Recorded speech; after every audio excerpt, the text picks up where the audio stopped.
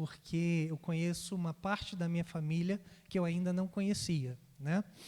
Uma pequena parte dessa igreja eu conheci aqui na terça-feira e agora estou conhecendo uma outra parte, né?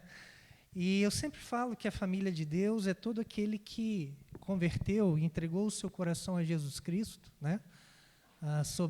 Em qualquer lugar da face da terra, se rendeu ao senhorio de Cristo.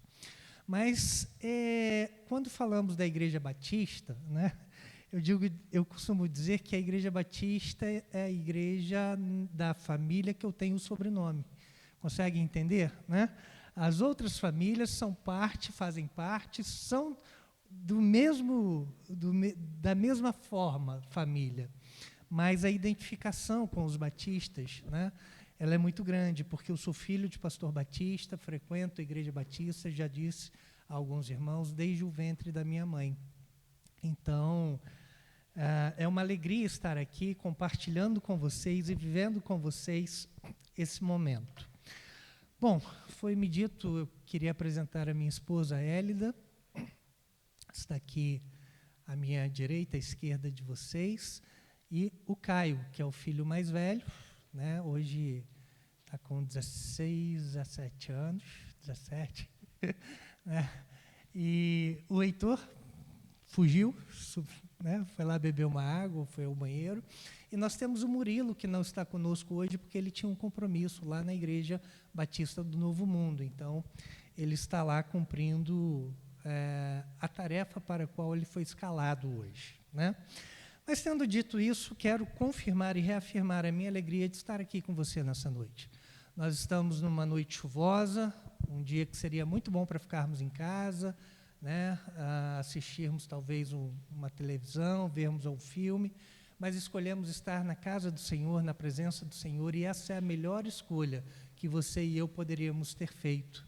Você já parou para pensar quantas pessoas não estão aqui ou nas outras igrejas por conta de uma pequena dificuldade, por conta de um pequeno lapso de percurso, podemos dizer assim, né? Muitas vezes agimos dessa forma também, mas eu fico grato que estamos aqui nessa noite para ouvir a palavra do Senhor, para aprender um pouco mais da palavra do Senhor. E como foi cantado aqui, né, eu gostei muito da estrofe da última música, que diz que quem determina o começo e o fim não somos nós, quem determina é Deus. Você crê nisso? Amém? Né? Quem determina o início e o fim é Deus. Só que entre o início e o fim existem vários processos, várias situações, né, que muitas vezes podem nos trazer aquilo que nós chamamos de cansaço. Pode nos trazer o cansaço que junto com ele nos traz o desânimo, né? E eu tenho certeza que em algum momento da sua vida você já se sentiu cansado por alguma intercorrência, por alguma situação da vida. E eu estou falando do cansaço, não é somente do cansaço físico, esse nós sentimos constantemente, né? Sentimos sempre que chegamos no final do dia do trabalho, né? Sentimos quando fazemos um esforço além do que nós podemos, mas não é desse cansaço que eu estou falando. Eu estou falando daquele cansaço que muitas vezes se reflete na nossa alma, aquele cansaço que muitas vezes é um cansaço emocional. Não aguento mais essa situação, por que isso não muda? Quantas vezes eu já pedi a Deus para mudar essa circunstância, mudar essa situação, e isso não acontece? Quantas vezes eu já pedi ao meu filho para fazer isso e ele não fez? Né? Quantas vezes nós já falamos e falamos e falamos e parece que estamos falando ao vento, né? Situações que nos trazem cansaço, um cansaço que nos traz desânimo, um desânimo que nos traz, muitas vezes, paralisia. Quantos planos, quantos projetos, quantos sonhos, quantas oportunidades na sua vida ficaram para trás porque você, cansado, não tinha mais forças, deixou passar, desistiu. E quando nós olhamos a sociedade, quando nós olhamos o mundo que está ao nosso redor, nós vamos ver que vários projetos, por exemplo, vários casamentos ficaram perdidos, se deterioraram, porque os seus cônjuges estavam cansados.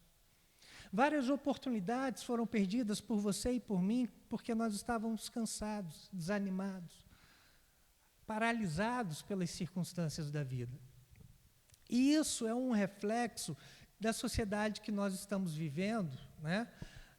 Do tipo de cultura que está sendo colocada, e sem perceber, você e eu estamos inseridos nelas e estamos vivendo nela. E estamos refletindo aquilo que ela tem provocado, não somente em nós, mas em muitas pessoas. Você já ouviu falar no tema sociedade do cansaço? Alguém já ouviu falar sobre isso? Né? Lá atrás já ouviu. Mas sociedade do cansaço é o tema proposto por um filósofo e, me fugiu agora a palavra, sociólogo, né? Um filósofo e sociólogo chamado Byung-Chul Han, coreano, que, estudando a sociedade, ele propôs um tema e ele fala que a nossa sociedade é uma sociedade que vive num tempo de muito cansaço, de muitos desafios, né? E ele diz que nós vivemos hoje, pode passar o próximo slide, por favor? Nós vivemos hoje a sociedade que é a chamada sociedade do desempenho. A sociedade onde, se nós não formos bem-sucedidos na visão social, na visão cultural do nosso tempo, nós literalmente somos fracassados. E os estímulos são colocados para que nós possamos alcançar, ou pelo menos demonstrar o nosso, entre aspas, sucesso de maneira hoje como nunca houve antes. Quem nunca aqui viu aqueles vídeos que passam de vez em quando sobre a vida do Instagram e a vida real? Né? Porque no Instagram é tudo bonito, perfeito, as pessoas dormem maquiadas, as mulheres não têm problemas, não têm dificuldades, acordam lindas, né? Mas no dia a dia a gente sabe que não é bem assim. E isso é fruto de uma escravidão que nós muitas vezes não percebemos, que queremos a todo custo demonstrar sucesso. Ser criticado e chamado de mediano hoje é quase que uma afronta mortal, né? A gente sabe que a palavra medíocre diz que é aquele que está na média, né? E em muitos contextos eu sou medíocre, você também é, porque nós não estamos lá em cima o tempo todo. E em alguns momentos, quando nós somos chamados de medíocres, sendo medíocres, nós nos ofendemos, nós chutamos o balde, como diz por aí, né? Eu sou do Rio de Janeiro, eu tenho umas gírias assim que pode ser diferente, né? Mas a gente chuta o balde, a gente não quer mais saber. Né? E a sociedade, então, nos diz, e ela coloca vários estímulos, no sentido de que, olha, se não deu certo aqui, vai dar certo ali na frente. Se não deu certo dessa forma, vamos fazer dessa maneira. Né? Se não deu certo assim, nós vamos fazer assado. Por quê? Porque muitas vezes nós estamos sendo levados a acreditar que os métodos vão nos levar ao sucesso. E, infelizmente, isso acontece também na Igreja de Cristo. Infelizmente, isso muitas vezes tem chegado aos púlpitos da igreja, e aí, dos púlpitos da igreja, jogado sobre a igreja um peso que talvez não seja aquele que nós encontramos na palavra de Deus. Porque, aos olhos humanos, a igreja que deu certo, se é que nós podemos dizer assim, a igreja que tem sucesso é aquela igreja que está cheia de pessoas, né, que está fazendo um monte de coisas, mas que as pessoas saem dela da mesma forma como entraram, muitas vezes, sem receber uma palavra de apoio, de conforto, de incentivo, de coragem, uma palavra bíblica que os ajude a conviver com os seus processos, com os seus fracassos nos processos, porque eles fazem parte da nossa vida. E muitas vezes nós estamos querendo só o sucesso, sucesso, sucesso, e nós vivemos, então, nessa sociedade do desempenho.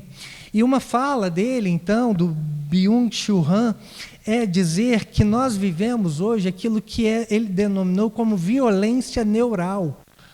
Os estímulos são tão grandes para que a gente dê certo, para que a gente faça a coisa certa, para que a gente mostre um sucesso, e não conseguindo, esses estímulos geram em nós ansiedade, geram em nós depressão, geram em nós o transtorno do déficit de atenção, geram em nós uma hiperatividade, que às vezes é positiva, sim, mas nem sempre ela é, e gera em nós também aquilo que nós conhecemos como síndrome de burnout. E eu coloquei aquela foto ali de uma maneira bem provocativa, né, porque burnout significa queimar, e não somente queimar, é queimar até o fim. É como está ali a cabeça daquele palito de fósforo. E muitas vezes nós chegamos ao esgotamento físico, emocional, espiritual, ao esgotamento da alma, porque nós estamos vivendo presos, né, tentando responder e corresponder a essa sociedade do desempenho. E não estamos sabendo lidar com os fracassos, não estamos sabendo lidar com perdas, não estamos sabendo lidar com coisas que estão acontecendo ao nosso redor, porque o que importa é o que está no Instagram, o que importa é o que está no Facebook, o que importa é as pessoas acharem que eu sou bem-sucedido. Em alguma área da sua vida, talvez você esteja vivendo essa realidade. Talvez em algum momento da sua vida você também esteja vendo que você, ou começando a enxergar, quero pedir a Deus que assim seja, né, que você precisa frear um pouco, cuidar um pouco mais de você. Nós estamos vivendo num tempo onde essa sociedade do desempenho fala sobre o sucesso pessoal, mas ela também fala sobre o sucesso da saúde.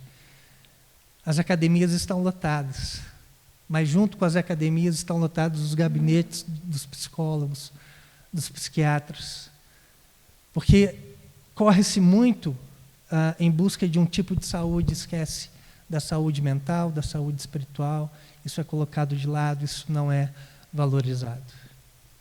E nós estamos vivendo cada vez mais numa sociedade onde eu tenho, eu vou dizer de mim, né, eu no Facebook, eu sou das antigas, gente, eu ainda não consegui ir para o Instagram de maneira plena, né, mas eu estou lá no Facebook eu tenho mais de 1.200 amigos. Agora, pergunta com quantos eu me relaciono diariamente. As pessoas têm mais de 1.000, 2.000 seguidores, mas não tem uma pessoa quando ela quer conversar para abrir a alma e falar do seu coração e abrir o seu coração. É esse tipo de sociedade que nós estamos vivendo, essa sociedade que está trazendo peso sobre nós, e nós muitas vezes não estamos percebendo isso.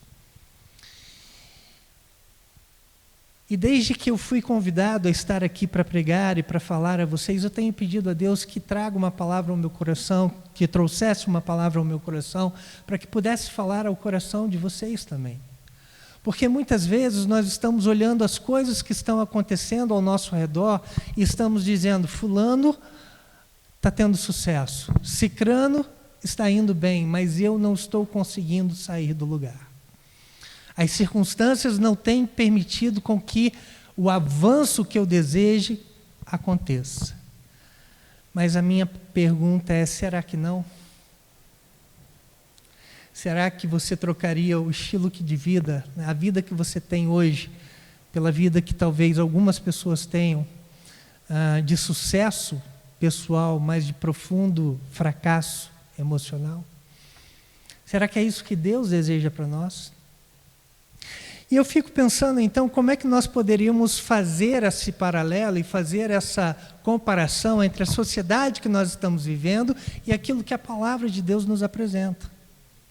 E então Deus me levou ao texto de 2 Coríntios, capítulo 4, eu quero aqui convidar você já a abrir ou acessar a sua Bíblia, nós vamos ler todo esse capítulo, mas antes de lê-lo, eu quero colocar para você o motivo pelo qual Paulo está escrevendo essa carta a Corinto, né, a igreja de Corinto, pela segunda vez, porque ele já havia escrito uma carta antes. Na verdade, ele escreveu outras, mas se perderam, não foram colocadas aqui, porque não foram achadas, encontradas para serem colocadas aqui, na palavra de Deus e na Bíblia. né? E Paulo, então, está escrevendo a uma igreja que ele havia fundado, uma igreja que havia dado certo, uma igreja que estava num centro cultural da época, né, um centro social, o centro onde as coisas aconteciam. A cidade de Corinto era uma cidade portuária, muitas pessoas passavam por ali, muitas culturas, muitos pensamentos estavam ali. E Paulo começa ali a pregar o evangelho do Senhor Jesus e as pessoas vão se convertendo, vão abrindo seu coração e vão buscando viver um estilo de vida agradável a Deus, conforme Paulo os havia apresentado, conforme o evangelho do Senhor Jesus propunha a cada um deles. Mas com aquela passagem de pessoas e com várias culturas, a igreja foi se contaminando. Alguns pensamentos foram entrando dentro da igreja e alguns hábitos, até mesmo pagãos, estavam acontecendo dentro da igreja, de modo que Paulo, já não estando mais lá, ele escreve uma carta, a primeira carta, para confrontar aquela igreja de que eles deveriam voltar a viver os parâmetros do evangelho de Cristo Jesus. E aqui na segunda carta, o apóstolo Paulo, então, vai falar numa carta que a gente pode dizer que era uma carta de reaproximação, uma carta de reconciliação com algumas pessoas daquela igreja. E no capítulo 1, então, ele começa a dizer dos sofrimentos que ele havia vivido, que ele estava passando. E o capítulo 1, do versículo 3 até o versículo 10, ou versículo 12, mais ou menos, ele vai apresentar à igreja o motivo pelos quais ele passava. Ele era um homem de sofrimentos. Porque a crítica que Paulo recebia era de que se ele verdadeiramente era um apóstolo, de que verdadeiramente ele era um homem de Deus, por que ele sofria tanto? Por que ele não conseguia se sustentar, né, diante das perseguições? Por que ele tinha que fugir de um lugar para o outro? Essas eram as provações e as provocações que eram feitas a ele. O seu apostolado era colocado em xeque por pessoas que queriam posição e queriam poder. E Paulo, na primeira carta, vai confrontar isso de uma maneira muito forte. E ele vai dizer, olha, no capítulo 1, olha, bendito seja Deus que permite que nós passemos por situações e provações e tribulações para que nós possamos consolar aquelas pessoas que passam pela mesma tribulação pela qual nós passamos. Existe um propósito de Deus no sofrimento. Existe um projeto e um plano de Deus que Paulo vai dizer aqui. E Paulo vai dizer, olha, eu passo por todas essas coisas, mas eu quero dizer a vocês que eu nunca perdi de vista a direção e orientação de Deus. Eu nunca precisei trocar ou negociar a palavra de Deus com ninguém, porque eu tenho vivido de acordo com os valores e princípios da palavra de Deus. Paulo era alguém que estava vivendo contra a cultura que ele estava que ele estava vendo ser implantada dentro da igreja de Corinto. No capítulo 2, ele vai falar sobre um problema que ele teve com uma pessoa específica dentro da igreja de Corinto. Ele vai dizer, olha, eu já perdoei, a igreja precisa perdoar, nós precisamos perdoar para que Satanás não tenha vantagem sobre nós, para que Satanás não tenha domínio no seio da igreja. Se nós perdoamos, nós vamos caminhar juntos, nós vamos andar na mesma direção, nós vamos olhar para o mesmo Jesus, e é a partir disso que nós devemos viver. E no capítulo 3, então, ele começa a relembrar a igreja que o ministério que foi dado a ele era o ministério da nova aliança. Porque os judeus convertidos estavam dizendo na igreja de Corinto que aqueles que se convertiam, os gentios que se convertiam a Jesus naquele local, teriam que passar novamente pela circuncisão para que eles pudessem ser tidos como cristãos. E Paulo vai dizer, não é isso, é somente Cristo. A aliança de Deus com o povo, com os gentios e com os judeus, hoje é uma nova aliança. É uma aliança da aceitação de Cristo, o Senhor Jesus, como Senhor e Salvador das suas vidas. Só isso é suficiente para que ele seja considerado como alguém convertido, como alguém que faça parte da família de Deus. Então ele vai defendendo o seu apostolado ali no capítulo 3, e a partir disso chegamos no versículo 4, no capítulo 4, onde eu quero falar com vocês, que Paulo fala por 2 vezes, olha, nós passamos por tantas coisas, mas não desanimamos. Mas não desanimamos. E essa palavra falou comigo de maneira tão forte essa semana que eu fiquei pensando e refletindo, né, sobre o que fez Paulo não desanimar. Por que ele foi tão firme, tão forte, tão corajoso? Por que ele suportou tantas e tantas pressões, né, e dificuldades? E a partir dessa palavra, e a partir daquilo que Deus colocou no meu coração, eu quero compartilhar com você, que talvez esteja cansado, desanimado, que talvez esteja aqui desmotivado por vários motivos, a que você, assim como Paulo, e assim como eu, servo de Cristo Jesus, não desanime, porque Deus tem sempre o melhor para nós. E o que nós podemos fazer, então, para não desanimar? E aí nós vamos ler, então, a partir do capítulo 4, a partir do versículo 1, a palavra do Senhor que vai nos dizer: portanto, visto que Deus, em sua misericórdia, nos deu a tarefa de ministrar nesse novo sistema, nunca desistimos. Rejeitamos todos os atos vergonhosos e métodos dissimulados. Não procuramos enganar ninguém, nem distorcemos a palavra de Deus. Em vez disso, dizemos a verdade diante de Deus, e todos que são honestos sabem disso. Se as boas novas que anunciamos estão encobertas atrás de um véu, é apenas para aqueles que estão perecendo. O Deus deste mundo cegou a mente dos que não creem, para que não consigam ver a luz das boas novas, não entendendo esta mensagem a respeito da glória de Cristo, que é a imagem de Deus. Não andamos por aí falando de nós mesmos, mas proclamamos que Jesus Cristo é Senhor e que nós mesmos somos servos de vocês por causa de Jesus. Pois Deus, que disse: haja luz na escuridão, é quem brilhou em nosso coração para que conhecêssemos a glória de Deus na face de Jesus Cristo. Agora, nós mesmos somos como vasos frágeis de barro que contém esse grande tesouro. Assim, fica evidente que esse grande poder vem de Deus e não de nós. De todos os lados, somos pressionados por aflições, mas não esmagados. Ficamos perplexos, mas não desesperados. Somos perseguidos, mas não abandonados. Somos derrubados, mas não destruídos. Pelo sofrimento, nosso corpo continua a participar da morte de Jesus, para que a vida de Jesus também se manifeste em nosso corpo. Sim, vivemos sob constante perigo de morte, porque servimos a Jesus, para que a vida de Jesus se manifeste em nosso corpo mortal. Assim, enfrentamos a morte, mas isso resulta em vida para vocês. Continuamos a pregar porque temos o mesmo tipo de fé mencionada nas Escrituras. Cria em Deus, por isso falei. Sabemos que Deus, que ressuscitou o Senhor Jesus, também nos ressuscitará com Jesus e nos apresentará a Ele junto com vocês.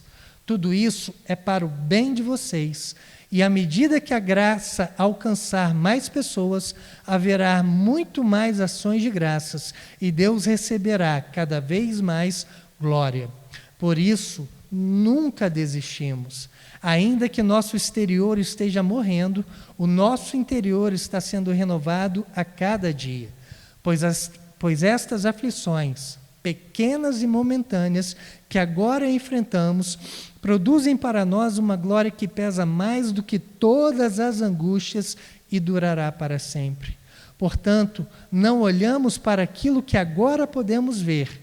Em vez disso, fixamos o olhar naquilo que não se pode ver, pois as coisas que agora vemos logo passarão, mas a que não podemos ver durarão para sempre.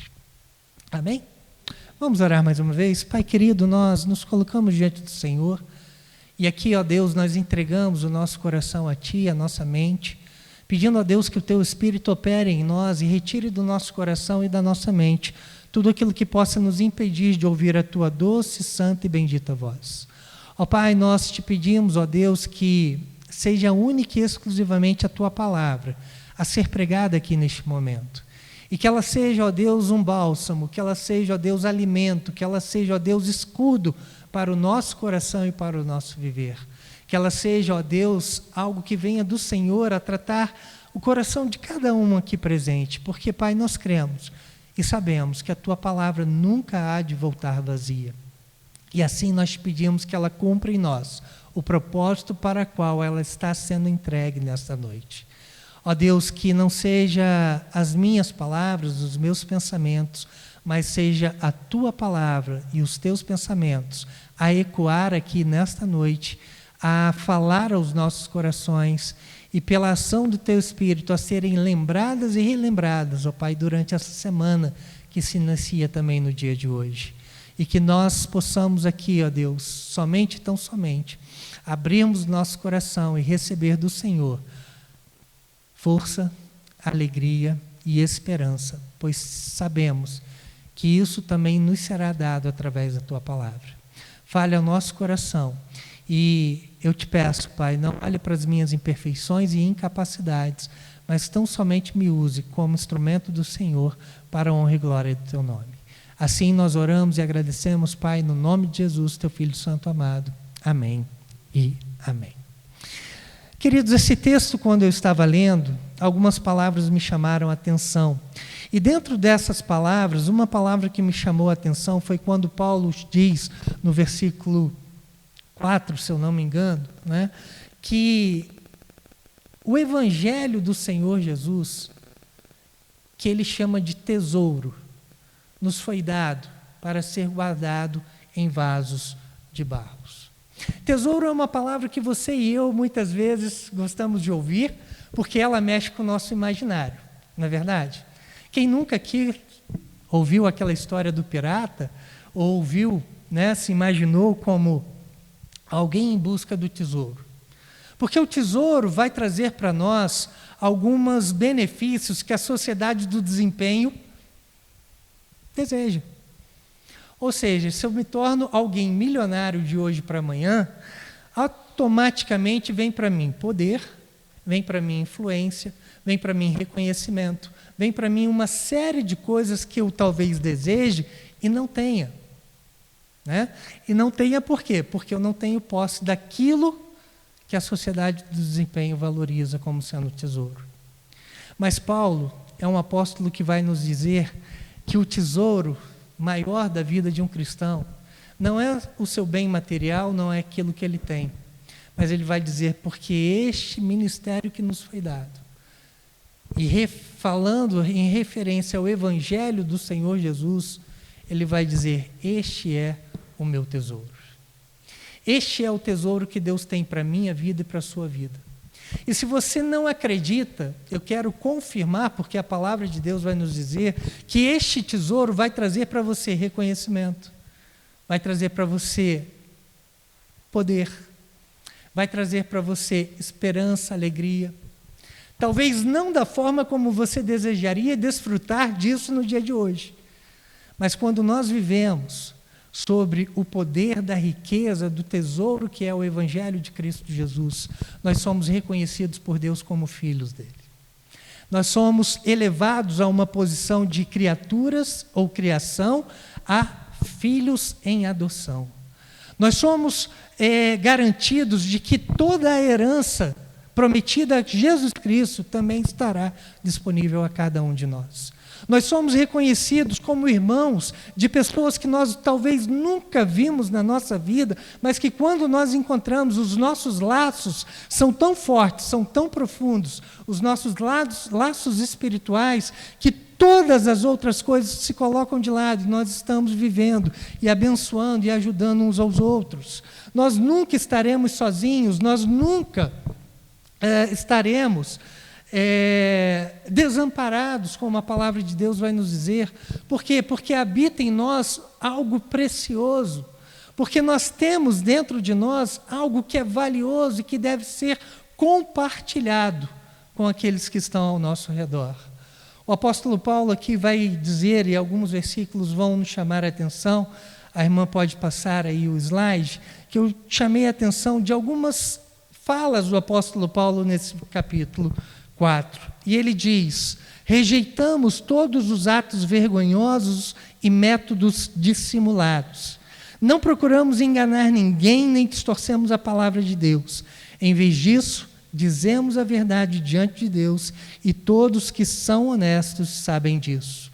Não andamos por aí falando de nós mesmos, mas proclamamos que Jesus Cristo é Senhor e que nós mesmos somos servos de vocês por causa de Jesus.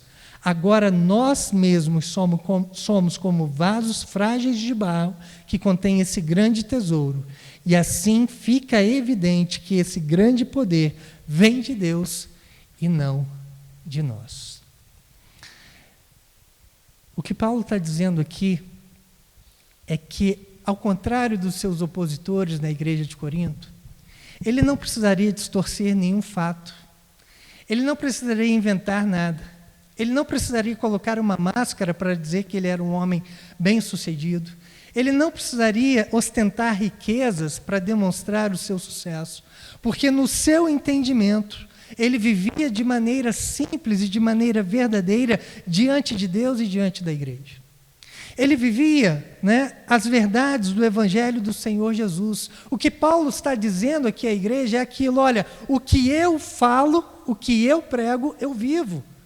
E vocês podem perceber isso, e vocês podem ter essa certeza olhando para a minha vida. Meus irmãos, como é difícil e como é complicado conviver com pessoas com as quais nós não sabemos se estão sendo honestas e verdadeiras conosco ou não. Não é verdade? Aquela pessoa opaca, que você olha para ela e não sabe se é ou se não é, se é legal ou se é ruim, aquela pessoa que fala uma coisa, mas que está vivendo de uma maneira completamente diferente da que ela está vivendo. Eu creio que muitos dos que estão alcançando o sucesso hoje, dessa sociedade do desempenho, são classificadas como pessoas bem-sucedidas, são muitas vezes opacas, não têm coragem de abrir o coração, não têm coragem de abrir a vida para as outras pessoas. Por quê? Porque por muitas vezes elas enganam, por muitas vezes elas mentem, por muitas vezes elas distorcem fatos, por muitas vezes elas estão agindo aqui como Paulo diz que não deve ser, como ele não vivia no seio da igreja. E ele vai dizer, então, que a preciosidade de tudo isso não é algo que ele tenha por si, mas é algo que Cristo deu.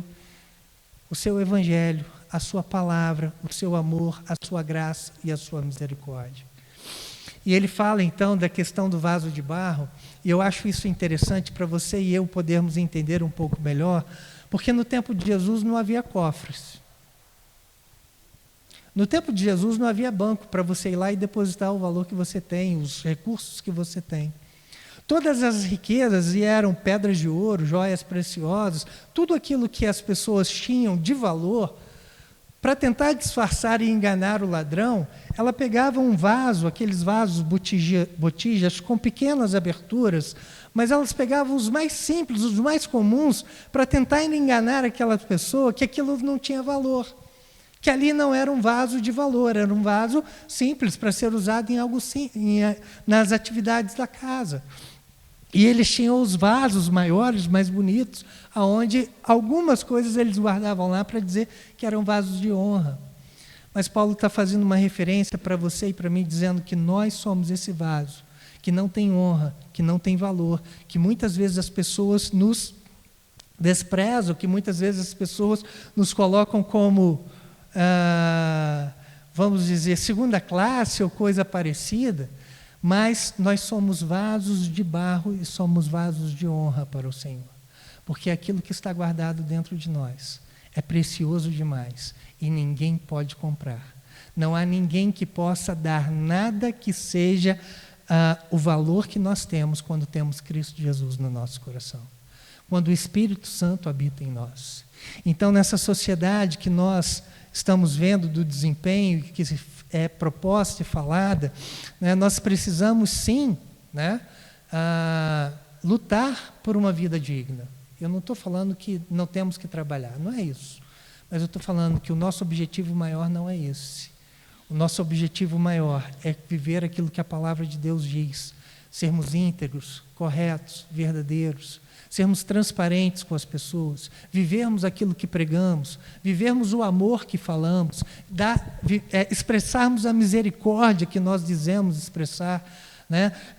Sermos cristãos que verdadeiramente refletem o caráter de Cristo Jesus. Esse é o maior tesouro que você e eu podemos carregar e podemos ter na nossa vida.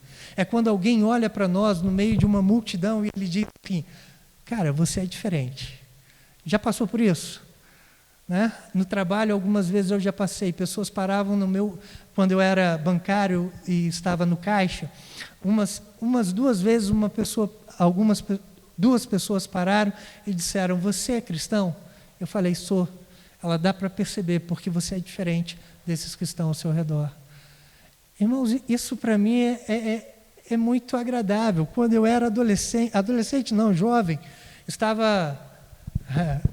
aquele crente Raimundo, conhece? Um pé na igreja, outro no mundo. Estava naquela dualidade, para onde eu vou, que Deus espera da minha vida. Eu me lembro que eu estava trabalhando numa expedição de uma indústria e um caminhoneiro parou o seu caminhão, enquanto carregava o caminhão, eu fazia a nota fiscal, e quando eu fui entregar a nota fiscal, ele parou, olhou bem nos meus olhos e disse, você é cristão? Eu falei para ele, como é que você sabe? Ele falou, você é diferente, você não é igual a essas pessoas que estão aqui. Na época eu não entendi o valor e a preciosidade dessa revelação, mas hoje eu entendo. Porque eu entendo que o Evangelho do Senhor Jesus, o amor, a graça, a misericórdia, tudo aquilo que Jesus fez em mim, é o maior tesouro que eu posso apresentar a alguém. E é a única coisa que eu vou apresentar a Deus que para Ele verdadeiramente vai importar.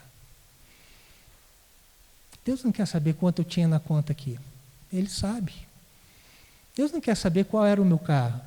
Ele quer saber como você viveu, como você empreendeu os valores que eu te entreguei. E o que o apóstolo Paulo está dizendo então à igreja de Corinto é que ele não desanimava, né? Por quê? Porque ele sabia e entendia o valor que ele tinha para Deus e a forma como ele estava vivendo de acordo com a palavra de Deus para a igreja de Corinto. Eu quero desafiar a você aqui nessa noite a entender que você tem esse tesouro, que ele foi dado a você e a mim, através do Espírito Santo de Deus no nosso coração. Agora, qual o valor que você tem dado a esse tesouro? Talvez você esteja muito mais preocupado com o tesouro monetário, né? Com a questão financeira, da sua vida financeira, e muito pouco preocupado com aquilo que verdadeiramente vai te sustentar, que é a sua vida espiritual. Jesus, na sua palavra, em Mateus capítulo 13, versículo 44, ele vai dizer que o reino dos céus é como um tesouro escondido que um homem descobriu num campo. E em seu entusiasmo, ele o escondeu novamente, vendeu tudo que tinha e com o dinheiro da venda comprou aquele campo. O que esse versículo nos ensina? O que esse versículo mostra para nós? Que aquele homem que trabalhava num campo e o campo não era dele, que poderia ter olhado para um lado, olhado para o outro, ver se alguém estava vendo, né, que ele havia achado aquele tesouro. Aquele homem acha um tesouro, e ao invés de olhar para um lado e para o outro, para saber se alguém o observava, ele faz o seguinte, ele enterra ali novamente, ele vai, ele vende tudo que ele tem, ele faz tudo que ele pode para voltar e adquirir aquele tesouro de maneira digna, da maneira como deveria ser. Ele compra o terreno e comprando o terreno, aquele tesouro passa a ser dele. O reino dos céus para mim e para você é nós entendermos isso. No versículo depois, no 45, Jesus vai falar sobre aquele negociante de pérola, que achando uma pérola, vendeu também tudo que tinha, pediu emprestado tudo que tinha, e foi lá, comprou aquela pérola, porque ele sabia o valor que ela tinha. O valor do reino de Deus para mim e para você deve ser assim. Nós devemos estar dispostos a dar tudo que nós temos para termos guardado em nosso coração, para vivermos os valores desse tesouro em nosso coração. E em Mateus 6 lá, Jesus vai nos lembrar que aonde está o nosso tesouro, ali estará também o nosso coração. Então que você, assim como Paulo e eu também, sejamos desafiados a colocar o nosso tesouro naquilo que a palavra de Deus nos apresenta como importante, como sendo valioso. E Paulo vai dizer que esse tesouro ele tinha, né? E esse tesouro trazia para ele algumas situações que não eram confortáveis, né? Algumas situações que ele não gostaria de viver, mas que ele precisava viver, porque faziam parte do processo. E essa palavra processo, ela não está inserida no texto, mas ela está inserida naquilo que o texto discorre. E eu trouxe essa palavra processos porque essa palavra tem sido também muito aplicada nos nossos dias, né? Você já ouviu provavelmente na internet muitas mensagens ou recortes de mensagens onde os pregadores vão dizer: não importa, o resultado não é o fundamental, o processo é no processo que Deus se revela, né? É no processo que Deus mostra a sua vontade, né? E muitas vezes a gente está querendo saber o porquê sem entender o processo. E o apóstolo Paulo, então, aqui vai falar sobre essa questão dos processos, quando ele fala do versículo 8 ao versículo 9. E eu creio que você e eu nos identificamos, né, com esses processos que ele vive, mas muitas vezes nós não entendemos a profundidade que Paulo quer dizer. Ele vai dizer: de todos os lados somos pressionados por aflições, mas não esmagados. Ficamos perplexos, mas não desesperados. Somos perseguidos, mas não abandonados. Somos derrubados, mas não destruídos. Eu fico pensando, né, e imaginando o apóstolo Paulo falar sobre pressão e sobre perplexidade, perseguição, né? Sobre ser abatido, porque algumas versões vão usar outras palavras. Mas Paulo era um homem que tinha toda a autoridade para falar sobre esses processos. Ele viveu cada um deles. Ele experimentou cada uma dessas ações que estão descritas aqui. Mas ao contrário de você e de mim, Paulo não desanimou frente aos processos que ele viveu, né? Quando ele usa aqui a palavra pressionados, né, mas não esmagados, ele faz um contraste e ele usa uma palavra grega que é usada para dizer de uma pressão que é exercida sobre alguém, né, ou sobre algo. Você imagina uma macieira, vamos dizer. Para você tirar a maçã, você precisa pressioná-la. Você precisa segurá-la com força e ter ali uma certa pressão para que você possa arrancá-la. E essa pressão não vai acontecer de esmagar. A palavra esmagados aqui é uma palavra que significa a palavra usada para o ato do pisar das uvas, né? Ali no lagar, onde elas eram não somente pressionadas, elas eram esmagadas. Elas deixavam de ser aquilo que elas deveriam ser. E ele vai dizer, então, que os processos que ele viveu, né, faziam com que ele ficasse perplexo. O que é uma perplexidade? É você olhar diante de um fato e estar diante de uma situação onde você não sabe o que fazer. Naquele instante você precisa tomar uma decisão e você, peraí, não, peraí, não é assim, calma, vamos lá, né, deixa eu pensar, né? E a perplexidade, muitas vezes, quando não trabalhada, ela vai nos levar ao desespero e vamos tomar decisões no desespero. E decisões tomadas no desespero, muitas vezes, são decisões equivocadas. Paulo está dizendo, olha, as pressões vêm, né? Nós somos pressionados, mas Deus está conosco, não permitindo que nós sejamos esmagados. Nós vamos ficar, sim, perplexos, sem saber, muitas vezes, por quê. Sem saber, muitas vezes, né, a razão pela qual nós estamos passando por aquilo, mas nós não ficaremos desesperados. Nós saberemos como agir, nós temos a certeza de que Deus está ao nosso lado. Ele vai dizer, nós seremos perseguidos, e a perseguição é como um caçador que caça, né, a sua presa. E ele está dizendo, olha, eu estou sofrendo essas perseguições. Os opositores eram fortes, né? Eram muitos, mas eu não estarei sozinho, não estarei abandonado, deixado à minha própria sorte, ao relento. Todas essas coisas estão acontecendo. Eu serei abatido. E abatido aqui, muitas vezes, a gente tem a ideia de abatido para a morte, né? Porque a gente, às vezes, associa a palavra abater com a morte de um animal, né? Abater no sentido de morte, mas não é no sentido de morte que Paulo está falando, porque o abater aqui pode ser também, e é também no nosso dicionário, né, o sentido de derrubar com força. E ele vai dizer aqui, olha, às vezes nós seremos derrubados, mas nós não seremos destruídos. Por quê? Porque Deus tem um propósito em cada situação, em cada momento, em cada instante da nossa vida. O que você e eu precisamos entender é que nos processos nós vamos viver muitas perdas. Nós vamos ser pressionados, nós vamos ficar perplexos, nós vamos ser perseguidos. Muitas vezes nós vamos ser derrubados mesmos, né? Vamos ver que os nossos planos não deram certo, não foi do jeito como nós queríamos. Mas apesar de tudo isso, nós não estamos desamparados, desesperados, abandonados e esmagados. Eu já ouvi uma vez uma irmã falar a respeito da sua falência, e ela disse assim: bendita falência, Deus mandou aquela falência e eu sou grata a Deus porque eu fali, porque se eu não tivesse falido, hoje eu não seria cristã, eu seria uma pessoa arrogante, prepotente, né?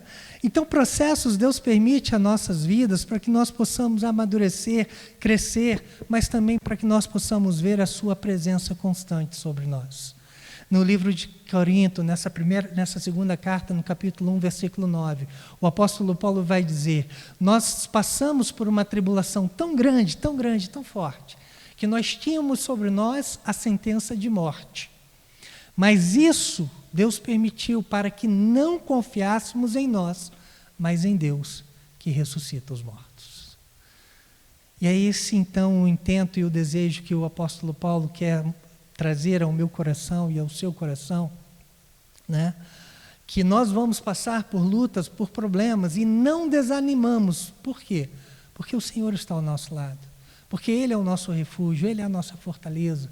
Nós lemos aqui num versículo onde ele fala, né, como foi dito, cri, por isso falei. E ele está fazendo referência ao Salmo, aonde Davi diz que por crer em Deus, ele poderia enfrentar todo e qualquer problema, toda e qualquer situação. Ele enfrentaria batalhas, ele enfrentaria inimigos, ainda que fossem maiores do que eles, porque ele cria não na força do seu exército, mas ele cria em Deus. E é isso que Paulo está trazendo para ele também. Olha, eu também digo, eu creio, por isso eu falo, por isso eu prego, né? E a gente deixa de pregar por medo e por tantas coisas, né? E Paulo vai dizer que ele não desanima também, porque ele tinha uma motivação correta. Ele tinha um motivo para agir que era o correto. E aí eu quero, já caminhando para o final, falar sobre os versos 16 e o verso 18, aonde ele vai dizer: por isso, nunca desistimos. Ainda que o nosso exterior esteja morrendo, o nosso interior está sendo renovado a cada dia. Pois estas aflições pequenas e momentâneas que agora enfrentamos produzem para nós uma glória que pesa mais que todas as angústias e durará para sempre. Portanto, não olhamos para aquilo que agora podemos ver. Em vez disso, fixamos o olhar naquilo que não se pode ver, pois as coisas que agora vemos logo passarão, mas as que não podemos ver durarão para sempre. Por isso, nós não desanimamos. É isso que o apóstolo Paulo está dizendo aqui. Por isso, nós nunca desistimos. Ele tinha a motivação, e a motivação correta era saber que aquilo que Deus tem para mim é muito maior do que aquilo que eu estou passando. Aquilo que eu estou vivendo é muito maior do que aquilo que eu estou vivendo é muito menor do que aquilo que Deus reservou para mim e para você. Ele vai dizer: ainda que o nosso exterior esteja morrendo, ainda que o nosso exterior esteja morrendo, o nosso interior será renovado a cada dia.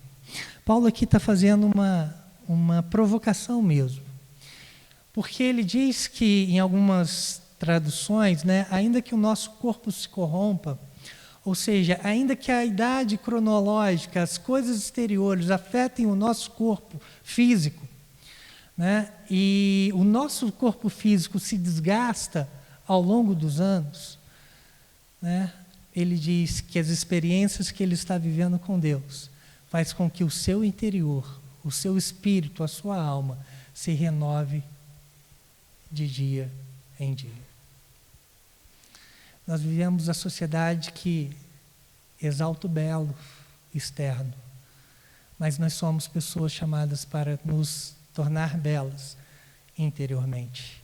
O apóstolo Paulo está dizendo isso, olha, as aflições, os problemas, as dificuldades, tudo aquilo que nós estamos vivendo, né, causam sim, porque são coisas naturais, faz com que o nosso corpo envelheça, faz com que nosso semblante fique triste, mas ainda assim, o nosso interior está se renovando a cada dia.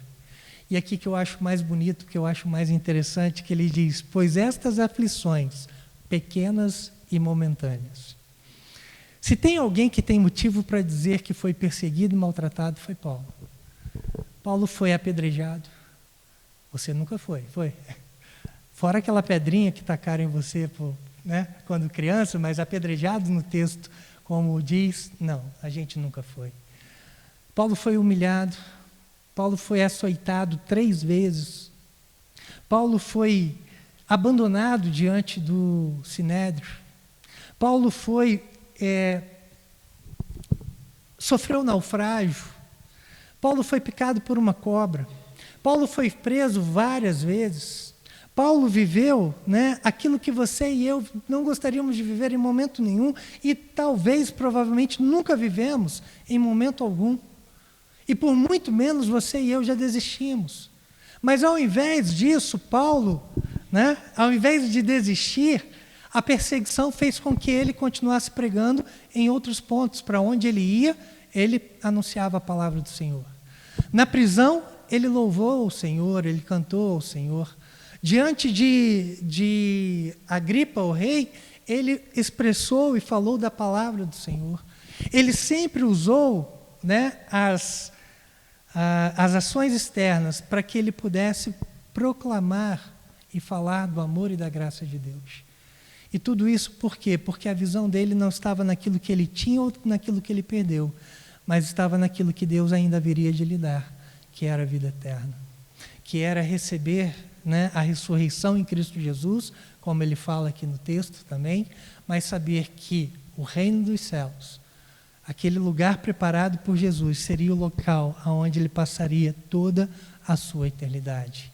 E comparando então a eternidade com tudo aquilo que ele viveu aqui nesse mundo, ele poderia dizer sem sombra de dúvidas e sem medo de errar, que o que ele viveu aqui, apesar de ser muito intenso, de ser muito pesado, de ser muito forte, era pequeno diante de tudo aquilo que Deus tinha para ele. Diante de tudo aquilo que Deus ainda haveria de fazer e de dar e de entregar a ele.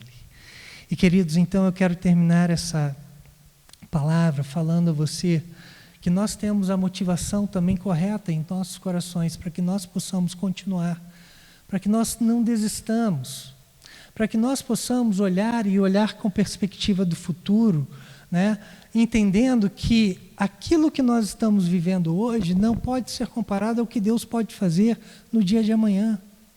Aquilo que nós estamos hoje considerando como perda pode ser muito insignificante frente àquilo que Deus ainda vai colocar em nossa vida e em nosso coração. Aquilo que nós já deixamos para trás ainda pode ser restaurado, transformado, ainda pode ser curado e restaurado por Deus. Não importa o que seja, não importa em qual área da vida isso esteja acontecendo, o que eu aprendo na palavra do Senhor é que aquilo que é mais precioso, Deus já colocou em mim, que é o seu Espírito. E através do seu Espírito eu sou capacitado a viver todos os processos, sejam eles negativos ou positivos, na minha vida, sabendo que o Senhor está sempre ao meu lado. E eu vou vivê-los, não porque eu quero receber de Deus a minha herança aqui, mas porque Ele tem algo muito maior e muito melhor para mim na eternidade. Mas também nós podemos aprender e podemos ver através da vida do apóstolo Paulo que Deus abençoa aqueles que se colocam com o coração quebrantado diante dele. Eu comecei aqui dizendo sobre igrejas que muitas vezes estão trazendo esses valores da sociedade do desempenho para dentro da sua liturgia e pregando de púlpitos, né? Métodos para fazer a igreja crescer. Mas eu quero dizer uma coisa que eu aprendi e tenho colocado como meta na minha vida. Eu aprendi que Deus não unge métodos, Deus unge pessoas.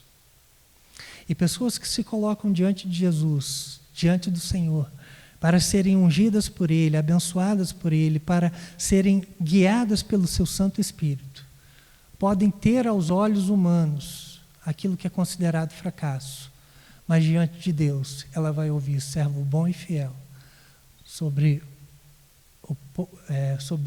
o pouco foste fiel, sobre o muito eu te colocarei. Eu queria desafiar você aqui nessa noite a pensar como você tem vivido, a como você tem olhado a sociedade, olhado, né, o tempo que você está vivendo. Talvez você esteja pedindo a Deus que te abençoe e te capacite para encontrar o método correto. Mas eu quero te pedir e convidar para que você peça a Deus que unja o seu coração, que toque em você e que transforme você em alguém que seja depositário da palavra do Senhor, dos princípios, dos valores, né, da ética e da moral contida nesta palavra, para que você possa ser alguém diferente na sociedade que você está vivendo. Será que é esse o desejo também do seu coração? Eu queria encerrar e eu queria convidar, se você deseja junto comigo pedir que Deus unja a você e não aos métodos que você vai empregar, se coloque de pé onde você está e eu quero orar com você pedindo a Deus a sua bênção, entregando a Deus o nosso coração, entregando a Deus a nossa casa, a nossa família, as nossas finanças, qualquer coisa que seja, para que nós possamos, com a motivação correta, viver os processos do Senhor na nossa vida e sermos depositários fiéis deste grande tesouro que Ele tem derramado em nós. Pai Santo, Deus bendito, nós nos colocamos aqui diante do Senhor, ó Deus, e te pedimos que a Tua palavra traga ao nosso coração, ó Deus, a motivação correta para que nós possamos viver de acordo com o Teu querer, com os Teus propósitos, de acordo com a Tua vontade. Que nós sejamos aqui nessa noite, ó Deus, incomodados pelo Teu Espírito, a entendermos, ó Deus, que muito mais importante do que o método é o coração daquele que está fazendo, é o coração daquele que está se colocando à disposição do Senhor para fazer a Tua vontade, para fazer o Teu querer.